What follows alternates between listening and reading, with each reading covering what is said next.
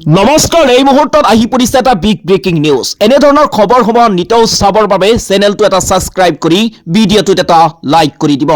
আৰক্ষীক প্ৰহাৰ কৰা দুই যুৱতীক জেল হাজতলৈ প্ৰেৰণ জামুগুৰি আৰক্ষীৰ। আৰক্ষীক প্ৰহাৰ কৰাৰ লগতে থানাটো উদ্ভণ্ডালি চলাইছিল দুই যুৱতীয়ে।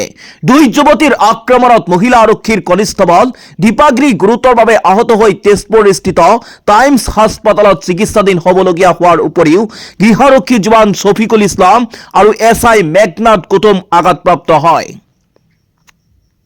অৱশেষত জামুগুৰি আৰক্ষী থানাত উদ্ভণ্ডালি কৰি উৰে নিশা আৰক্ষীক নগৰ নাকতি কৰা দুই যুৱতীক গ্ৰেপ্তাৰ কৰি জেল হাজতলৈ প্ৰেৰণ কৰিলে জামুগুৰি আৰক্ষীয়ে।